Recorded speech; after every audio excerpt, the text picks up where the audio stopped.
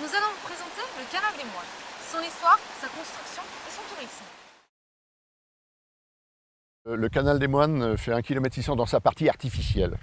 Et ensuite, il prend un mini-talweg, c'est-à-dire une mini-vallée, c'est un terme technique, mini-vallée, afin, disons, d'approvisionner dans l'ordre un lavoir, un deuxième lavoir, la pisciculture, le vivier qui se trouve dans l'abbaye, et ensuite 3 moulins, sans compter toute la partie irrigable qui initialement faisait 33 hectares. C'est de l'irrigation gravitaire, c'est-à-dire il n'y a pas de pompage, il n'y a pas de pression, il y a uniquement la force d'attraction terrestre qui fait que l'eau s'écoule de l'amont vers l'aval. La première des difficultés qui a été rencontrée, c'est d'aller chercher le point exact de captage de l'eau afin d'avoir une pente nécessaire pour l'amener jusqu'à l'abbaye. Donc à l'époque, ces travaux de nivellement ont été faits avec des moyens rudimentaires mais très efficaces. Il s'agissait tout simplement de niveaux, disons des niveaux pas à bulles puisque ça n'existait pas, mais des niveaux comme il se faisait à l'époque avec des systèmes de fil à plomb.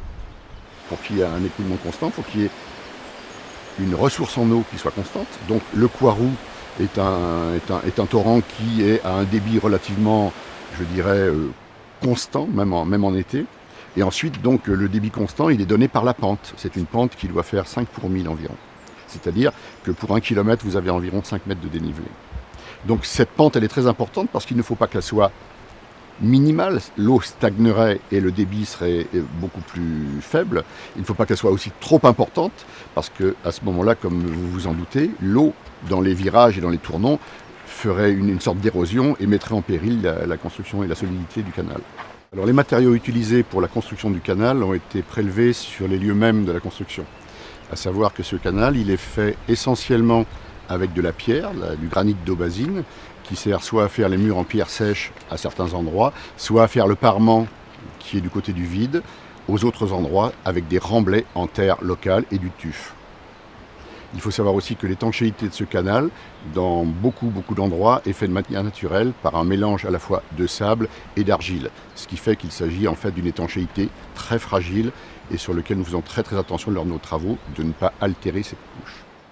Il faut bien à un moment qu'il y ait une séparation entre l'eau du ruisseau, du torrent, et le canal. Alors il y a ce que vous appelez une écluse, il s'agit en fait d'un système qui permet de mettre le canal hors d'eau, c'est-à-dire d'arrêter l'arrivée d'eau dans le canal, parce qu'il y a des moments où nous devons faire des travaux sur cet ouvrage, des travaux d'entretien, de curage ou des travaux de réfection, et il est bien évident que l'eau ne doit plus couler à ce moment-là. Sans ça, on travaillerait dans de très mauvaises conditions. C'est à la fois l'écluse qui régule l'arrivée d'eau, et ensuite vous avez un déversoir qui est un petit peu plus loin, qui lui, donc en cas de déficience, je dirais légère du système de prise, permet donc d'évacuer de l'eau. Parce que ce serait évidemment dramatique qu'il arrive une très grande quantité d'eau dans la partie inférieure du canal, à savoir dans le vivier, dans les lavoirs et dans les 3 moulins qui sont en dessous. Alors, vous êtes à un endroit, si vous regardez bien, où vous êtes en surplomb. Derrière vous, vous avez environ 35 à 40 mètres de vide. Donc à cet endroit, il a fallu faire donc, ce que l'on appelle un encorbellement, c'est-à-dire vous faites passer le canal à un endroit très restreint sur une construction en pierre. Et ces pierres plates, on les appelle les baignoires, c'est venu bien après, mais elles ont surtout un rôle de liant entre la partie qui est du côté du vide et la partie qui est du côté de la roche. Lorsque initialement ce canal a été fait, il passait, si vous voulez, autour de ce rocher où est située la brèche de Saint-Étienne. Et donc, par la suite, parce que c'était très fragile à cet endroit-là, ils ont décidé de couper dans le rocher.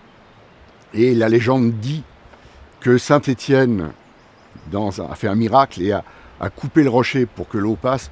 Je pense plus prosaïquement qu'il s'agit plutôt de moines et de laïcs qui ont dû travailler pendant des mois, voire des années pour couper ce rocher.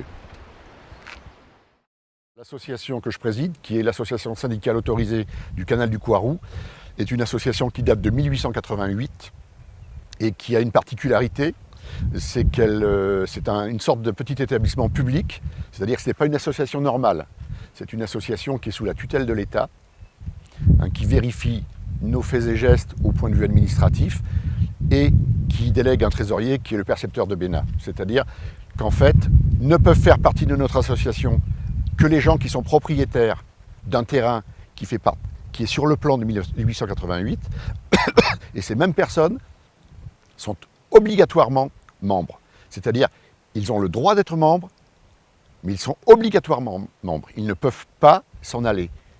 Ils sont de droit et par obligation. Notre rôle, il est défini par le contenu de nos statuts. En fait, nous sommes uniquement constitués pour notre but, qui est l'irrigation gravitaire. Donc, il n'est pas question pour nous d'avoir d'autres tâches que celles qui vont avec l'irrigation, à savoir l'entretien du canal, le bon écoulement, la garantie d'étanchéité, la régulation du débit et ensuite la répartition entre les diverses personnes qui sont membres de l'association.